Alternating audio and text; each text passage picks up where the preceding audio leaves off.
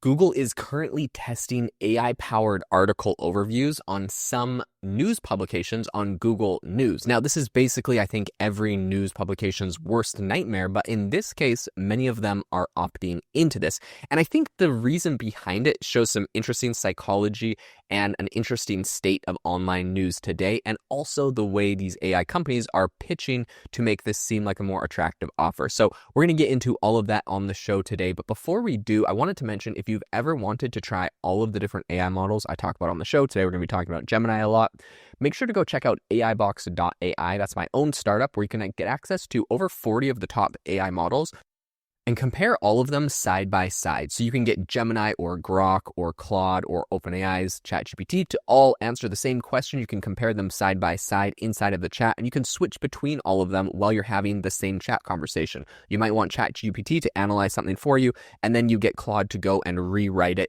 in a way that has a better tone like Claude does, or get Grok to say something unhinged. There's a lot of options. You also have image generators, a ton of great ones in there, including OpenAI's image generator, and AI audio with 11 Labs. So go check it out. A link in the description, aibox.ai. All right, let's talk about what's going on with Google. So Google has their new AI-powered article overviews.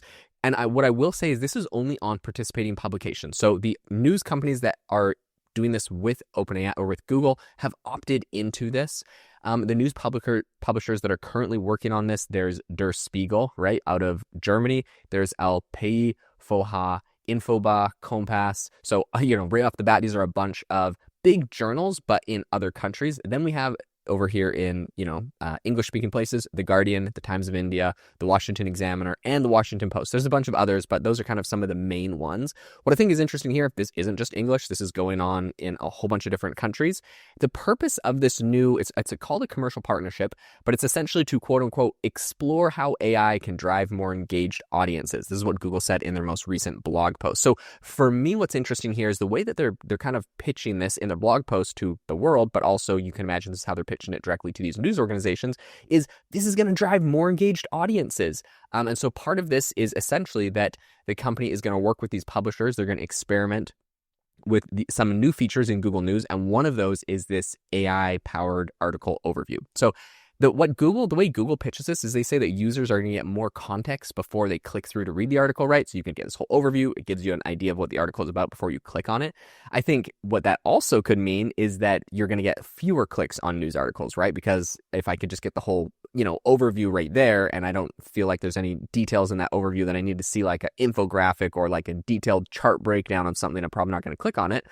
And so for that, the participating companies are going to get direct payments from Google to make up for a potential decrease in traffic to their site, which is really interesting to see what's going on here. So you can see this from a couple different angles. From the news organization side, I think many of them will opt in because they feel like, well, perhaps their Google traffic is already going down. Google's already doing these summaries on, Google, just on the regular Google website. But for that, it's a little bit easier because Google, if you just are searching for like a news story, Google will give you a summary of what's going on. And that's a little bit trickier because all these news organizations are competing against every other news organization to be the article that you see and click on in relation to a specific topic. So in that regard, it's kind of, I think there's like a lot of competition and they're like, there's nothing really they can say. Google could have been summarizing from anyone or everyone, and it's impossible to kind of pinpoint that down.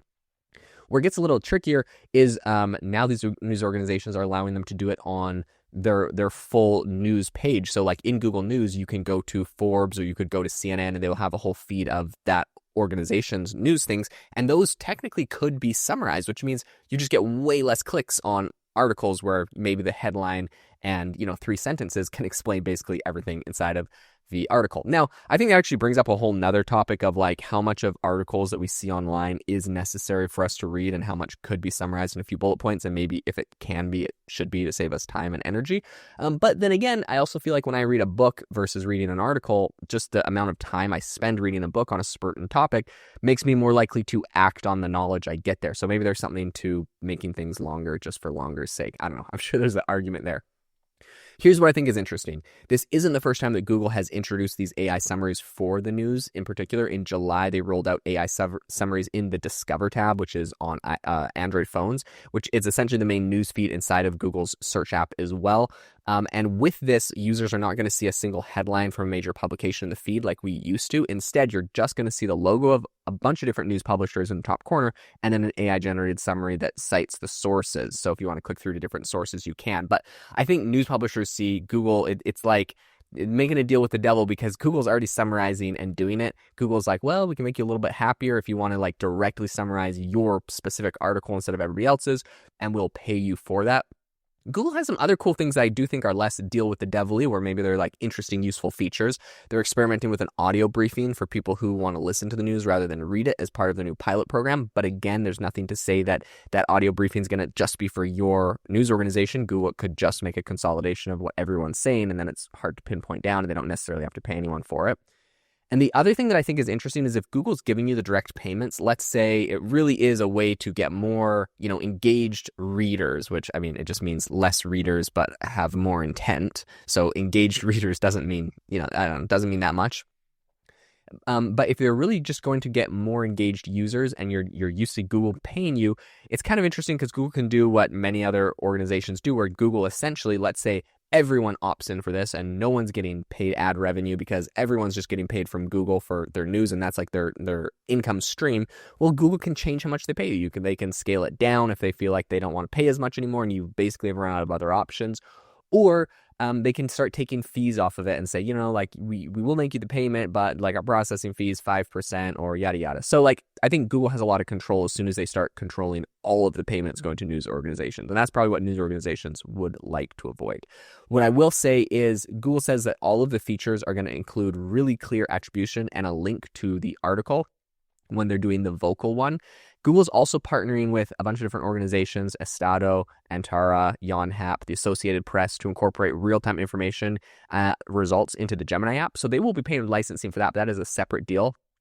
This is what they said in their blog post. They said, as the way people consume information evolves, we'll continue to improve our product for people around the world and engage with feedback from stakeholders across the ecosystem. We're doing this work in collaboration with websites and creators of all sizes, from major news publications to news and to new and emerging voices. So they're doing this in a lot of different places where they're consolidating information with AI and repackaging it as Gemini, essentially, which is interesting because you can see YouTube videos, you can get an AI summary. So the creator is getting kind of the same things happening to creators, or probably social media with something like YouTube Shorts. Like you could probably just get a summary of that, what's taught in there. So it's very interesting to feel like Google essentially is becoming the owner of all of the information in the world. And I think as part of Google's announcement that they just did, they're also launching something called Preferred Sources. They're rolling this out globally, and they'll have it first in India and the US, or I think they first had it in India and the US. It's now going global, but essentially it lets users select their favorite news sites and blogs to appear in the top story section of Google search before, they kind of picked it.